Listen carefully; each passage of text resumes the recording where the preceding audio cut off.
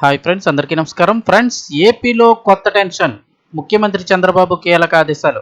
అసలు ఏం జరుగుతుంది, ఏంటి వివరాలు తెలుసుకుందాం. వీడియో పూర్తిగా చూడండి, అలాగే తప్పకుండా లైక్ చేయండి. మరిన్ని అప్డేట్స్ కోసం ఛానల్ని సబ్స్క్రైబ్ చేసుకోండి. ప్రభుత్వం నుంచి వచ్చే ముఖ్యమైన అప్డేట్స్ అన్ని కూడా ఎప్పటికప్పుడు మన ఛానల్ ద్వారా మీకు తెలియచేయడం జరుగుతుంది. అలాగే వీడియోని ఒక లైక్ చేశారంటే మరింత మందికి సమాచారం చేరుతుంది. ఇంక వివరాల్లోకి అయితే వెళ్ళిపోదాము. ఆంధ్రప్రదేశ్ వ్యాప్తంగా కూడా పలు చోట్ల పెట్రోల్, డీజిల్ కొరతతో వాహనదారులు ఇబ్బందులు పడుతున్నారు. బంకుల వద్ద నో స్టాక్ బోర్డులు అయితే దర్శనమిస్తున్నాయి. స్టాక్ ఉన్న బంకుల వద్ద పెట్రోల్, డీజిల్ కోసం వాహనదారులు బారులు తీరుతున్నారు. కొరత ఏర్పడిందనే భయాలతో వాహనదారులు ముందు జాగ్రత్త చర్యలకు దిగుతున్నారు. అవసరాలకు మించి కూడా కొనుగోలు చేస్తూ ఉండడంతో పెట్రోల్ బంకుల వద్ద రద్దీ ఏర్పడుతోంది.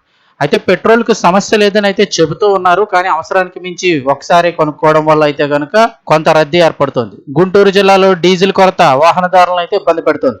పలు పెట్రోల్ బంకుల వద్ద డీజిల్ నో స్టాక్ బోర్డులు అయితే వెలసాయి.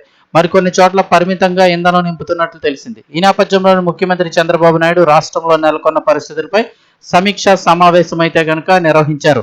ఏపీలో పెట్రోల్, డీజిల్ కొరతపై ముంబై నుంచి వీడియో కాన్ఫరెన్స్ ద్వారా చంద్రబాబు సమీక్ష నిర్వహించారు. ఈ సందర్భంగా ప్రజల యొక్క ప్యానిక్ కొనుగోళ్ల కారణంగానే పరిస్థితి ఏర్పడినట్లు అధికారులు చంద్రబాబుకు వివరించారు.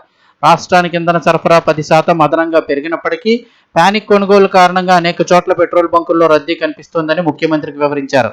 సాధారణంగా ఆంధ్రప్రదేశ్లో రోజుకు 6,330 కిలోలీటర్ల పెట్రోలు, 9,048 కిలోలీటర్ల డీజిల్ అమ్మకాలు జరుగుతాయని, అయితే పెట్రోల్, డీజిల్ కొరత ఉందనే ఆందోళనతో వాహనదారులు భారీగా కొనుగోలు చేస్తున్నట్లు అధికారులు తెలిపారు.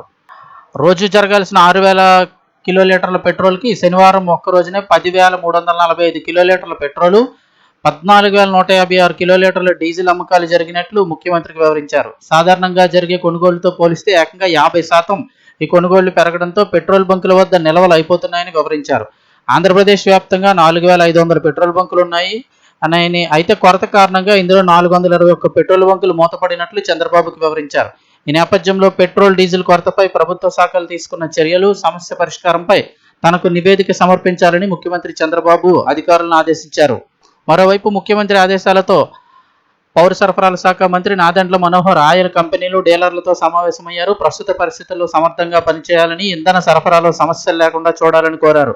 ఇంధన సరఫరాకు సంబంధించి కొన్ని చోట్ల సమస్యలు తలెత్తాయన్న మంత్రి నాదెండ్ల మనోహర్ జిల్లాలోని జాయింట్ కలెక్టర్లు ఆయిల్ కంపెనీల డిపోల వద్దకు వెళ్లి తనిఖీలు చేపట్టాలని సూచించారు. సరఫరాలో ఎక్కడ ఆలస్యం లేకుండా పర్యవేక్షించాలని ఆదేశాలు అయితే జారీ చేశారు.